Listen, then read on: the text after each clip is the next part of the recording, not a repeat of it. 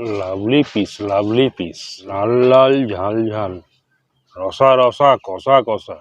নমস্কার।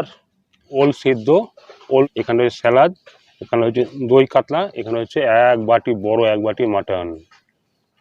এখানে অল্প করে ভাত নিয়েছি, রেসিপি কিছু নেই। প্রথমে ওল সেদ্ধ দিয়ে খেয়ে নেবো।